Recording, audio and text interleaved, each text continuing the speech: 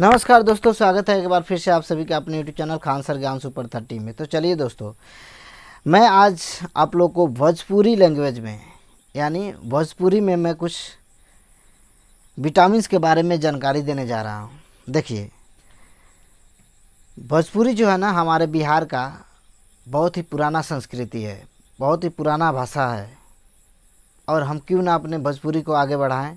इस चीज़ को लेकर मैंने भोजपुरी में कुछ आप लोगों को जानकारी देने के लिए ही शुरू करना चाहता हूँ, ठीक है ना। अगर किसी को दुख लगे कि भोजपुरी में मैं क्यों पढ़ा रहा हूँ, क्यों बता रहा हूँ, तो मैं उन दोस्तों से, उन लोगों से माफ़ी चाहता हूँ कि वे गुस्सा ना हो, दुखी ना हो। भोजपुरी हमारा मातृभाषा है, बिहार का अपना धरोहर है, बिहार का अपना मातृ लैंग्वेज है। तो भोजपुरी के लिए कोई कमेंट गलत ना बोलें। भोजपुरी हमारा जान है, हमारी शान है, ठीक है ना। तो चलिए दोस्त, भोजपुरी को बदनाम और क्या बोले, भोजपुरी को यानी नेगेटिव सेंस से किसने दिखवाया। यानी भोजपुरी शब्द को सुनते ही हर किसी के, यानी क्लास में अगर भोजपुरी में कोई पढ़ाता है तो स्टूडेंट्स के भी माइंड में ये नेगेटिव सेंस आने लगता है कि क्या भोजपुरी पढ़ाना ज़रूरी है। तो नहीं, भोजपुरी एक भाषा है, ये एक लैंग्वेज है। भोजपुरी कोई गलत चीज़ नहीं है। भोजपुरी जो है वह गलत कुछ नहीं है।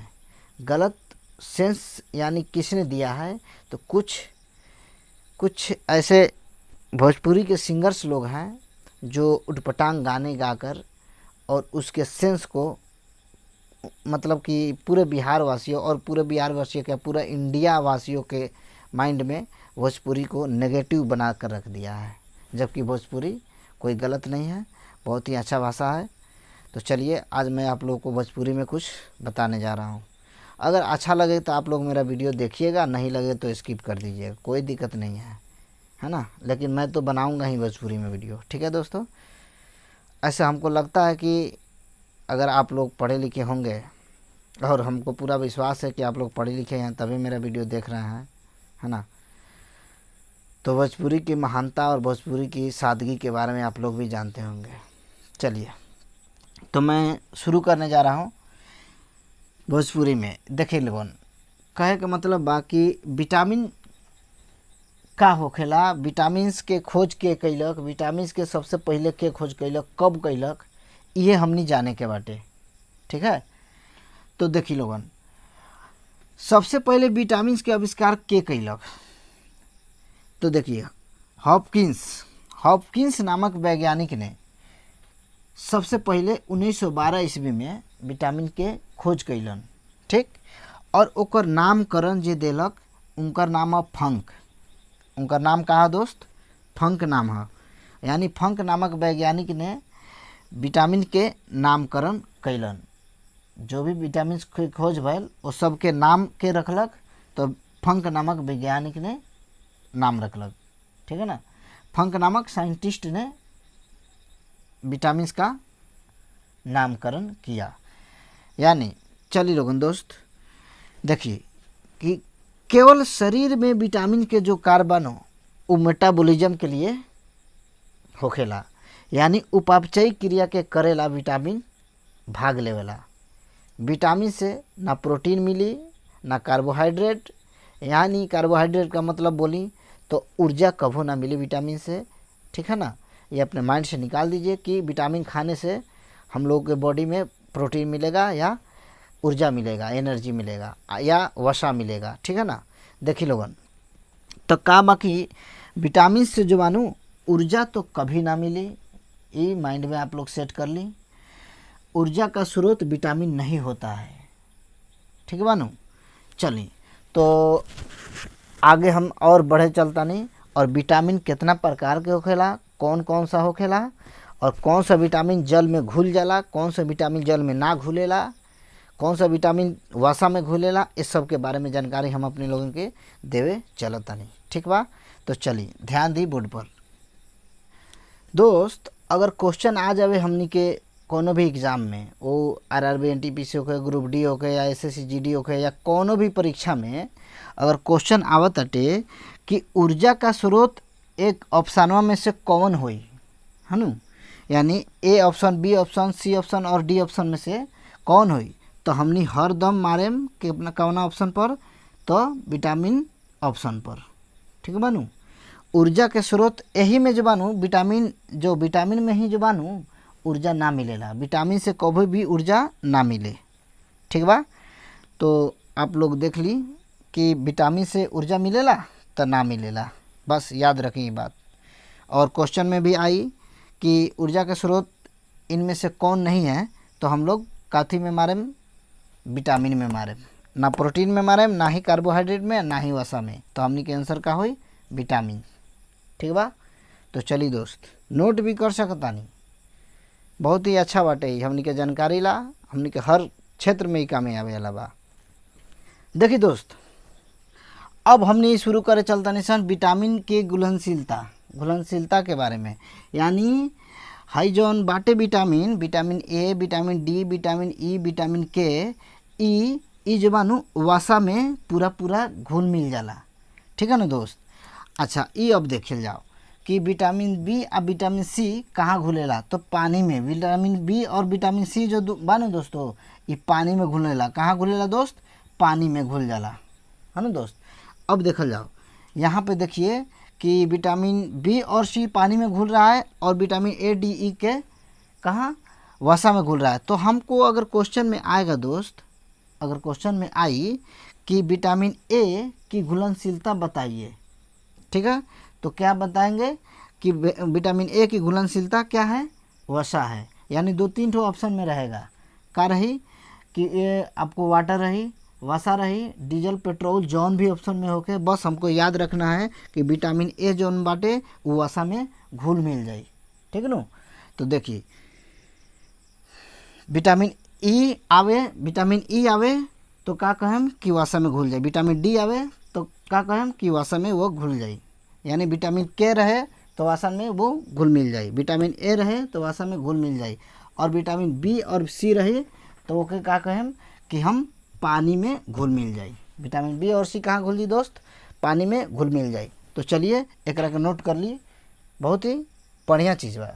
हम अपने के बतावे चलता नहीं अभी विटामिन ए के बारे में कि विटामिन ए जो बानू, विटामिन ए का रासायनिक नाम का होला। तो देखिए विटामिन ए के रासायनिक नाम होखेला दोस्त रेटिनॉल। विटामिन ए के रासायनिक नाम का होखेला, रेटिनॉल होखेला। अब विटामिन ए के कमी के कारण कौन ऐसा रोग होखेला दोस्त, ये बहुत बार पूछले बा, आई पूछे के संभावना एक बहुत ज़्यादा बनता। विटामिन ए के कमी के कारण दोस्त नाइट ब्लाइंडनेस नामक रोग होखेला, जे आँख से संबंधित बाटे। ओके एक और नाम से जाने जाला जेकर नाम भा रतौधी, यानी भोजपुरी में हमने एकरा के रतौनी के नाम से जाने निसन। तो देखी दोस्त, विटामिन ए के पूर्ति कथी कथी खैला पर हो जाला। देखी विटामिन ए के पूर्ति गोल्डन राइस, जौना के देहाती में हमने कहे निसन उसना चावल, है ना, बॉयल राइस, गोल्डन राइस को खाने से हम लोग को विटामिन ए को मिलता है, यानी विटामिन ए मिलता है ना।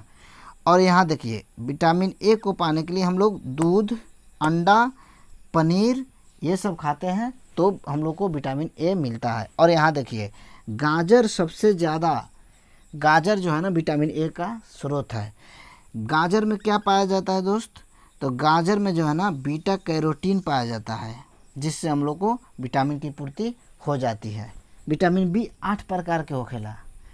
कौन कौन, vitamin B1, vitamin B2, vitamin B3, vitamin B5, vitamin B6, vitamin B7, vitamin B9, vitamin B12। ठीक मानू। देखिए विटामिन B1 के जो रासायनिक नाम होखेला दोस्त वो थायमिन होखेला, और विटामिन B1 के कमी के कारण बेरी नामक रोग होखेला। और विटामिन B2 के रासायनिक नाम होखेला दोस्त राइबोफ्लेविन होखेला, राइबोफ्लेविन, है ना दोस्त। अब देखिए विटामिन B3 का रासायनिक नाम होखेला दोस्त नायसिन, क्या, नायसिन।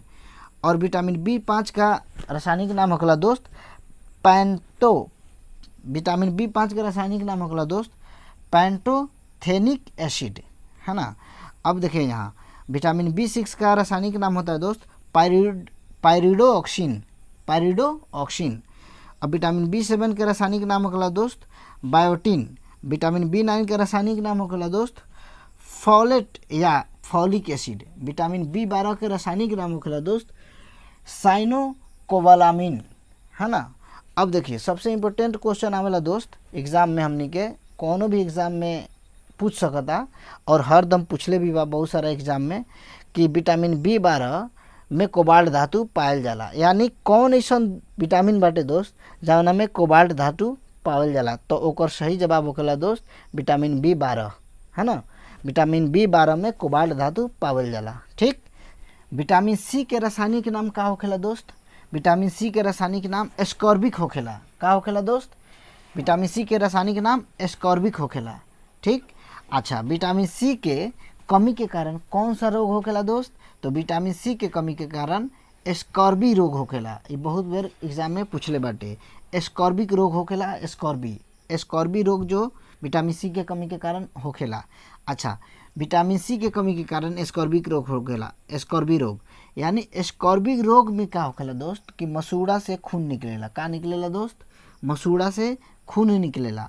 अब देखिए दोस्त विटामिन C जो बानू, विटामिन C के कमी सबसे पहले केकरा में देखल गया रहे, मतलब कि एस्कॉर्बी रोग सबसे पहले केकरा में देखल गया रहे? तो सबसे पहले नाव चलाने वाले नाविक में देखा गया था।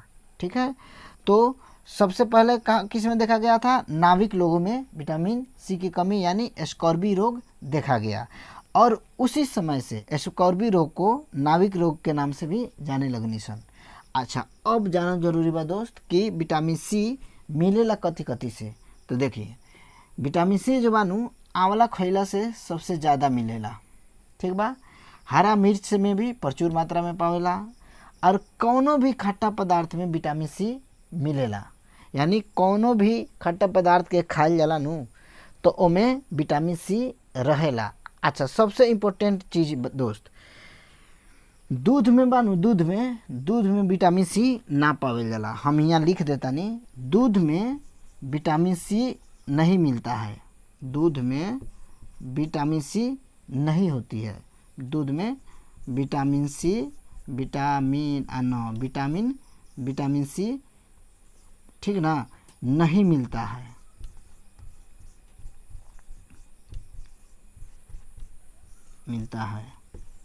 ये हम लोग याद रखेंगे कि दूध में क्या है दोस्त? विटामिन C नहीं मिलता है। ठीक है ना। देखिए दोस्त, इसी कारण अगर दूध में हम लोग कोई भी खट्टा पदार्थ मिला देंगे तो तुरंत दूध फट जाता है। ठीक है ना, दूध तुरंत फट जाएगा, इसीलिए दूध में विटामिन C नहीं मिलता है। ठीक है ना। विटामिन D के बारे में जान लेवल जाओ कुछ। ठीक है ना। देखिए विटामिन D के नाम होखेला दोस्त कैल्सीफेरॉल। विटामिन D के नाम होखेला यानी रासायनिक नाम होखेला दोस्त कैल्सीफेरॉल।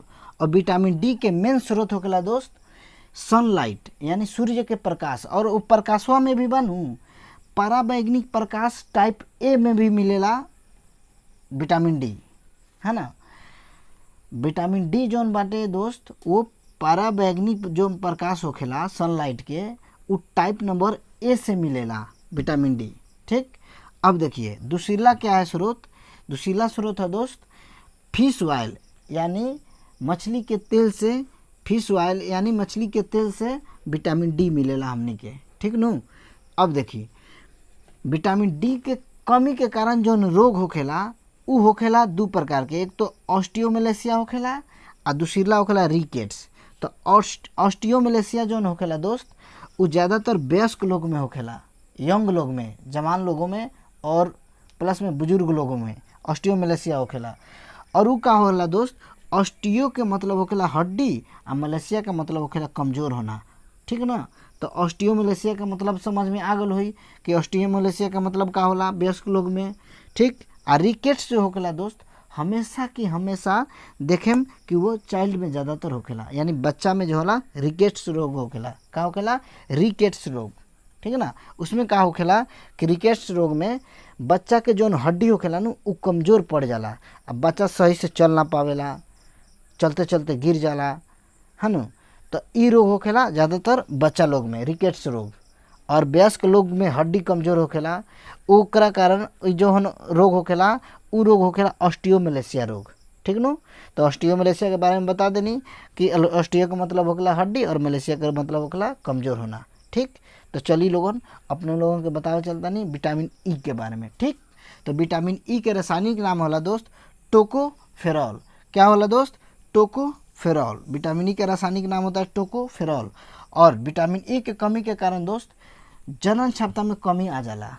ठीक है ना, विटामिन ई जरा में कमी आ गल ओकरा से बच्चे पैदा ना हुई। ठीक, यानी ओकरा जनन क्षमता में कमी आ जाए। ठीक ना, तो वो लड़का हो या लड़की दोनों में विटामिन ई की कमी नहीं होनी चाहिए, है ना। और जिसमें आ गया वो तो जनन क्षमता में कमी आना ही है। और जिसमें अधिकता हो गया विटामिन ई की, ठीक है ना, तो उसके बल्ले बल्ले है, यानी कहे तो वो हमेशा एक्साइटमेंट फीलिंग करेगा अपने आप को। चलिए दोस्त, अब देखिए विटामिन ई जो होता है ना, विटामिन ई की जो स्रोत होती है वो दोस्त अंकुरित गेहूँ, अंकुरित गेहूँ होखेला, अंकुरित चना होखेला और हरा पत्तीदार सब्जी होखेला। ठीक ना दोस्त। और देखिए इनफर्टिलिटी के कारण ही दूसरा नाम ब्यूटी विटामिन कहल जाला। ठीक है ना दोस्त, तो आप लोग भी नोट कर लीजिए और इसको जान लीजिए अच्छा से। विटामिन के जो बानू, विटामिन के कमी के कारण रक्त के थक्का ना जन पावेला, है ना। विटामिन के कमी के कारण रक्त में थक्का ना बन पावेला। अब देखिए विटामिन के जो रासायनिक नाम होखेला दोस्त वो फिलोक्विनोन होखेला। का होखेला दोस्त? फिलोक्विनोन होखेला। का होखेला? फिलोक्विनोन होखेला। अब देखिए दोस्त विटामिन के का स्रोत कौन कौन होखेला? विटामिन के स्रोत होखेला दोस्त टमाटर और हरी सब्जी। विटामिन के स्रोत का होखेला दोस्त? विटामिन के स्रोत टमाटर और हरी सब्जी होखेला। और विटामिन के का होखेला दोस्त? विटामिन के जो बानू वो हमनी के छोटी अब बड़ी आंत में भी पावल जाला। तो देख लेनी दोस्त अपने कि विटामिन के कमी के कारण का होखेला कि रक्त के थक्का ना बन पावेला, यानी ब्लड क्लॉटिंग ना हो पावेला। दोस्त लास्ट क्वेश्चन बाटे कि कौन सा विटामिन को हार्मोन कहा जाला, है ना, यानी कौन सा विटामिन को हार्मोन कहा जाता है। देखिए दोस्त इसका सही जवाब है विटामिन डी। क्या दोस्त? विटामिन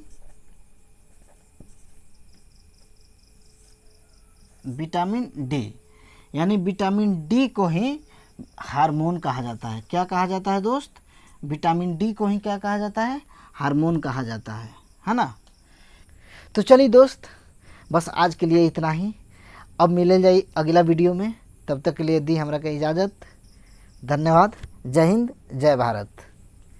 हमारा चैनल के रउआ लोग सब्सक्राइब कर ली और बेल आइकन के दबा दी, लाइको कर देम और शेयरो कर देम। ठीक नु, तब नु बढ़िया वीडियो बनाम नु तो अपने लोगन तक पहुँची। ठीक नु, जय हिंद।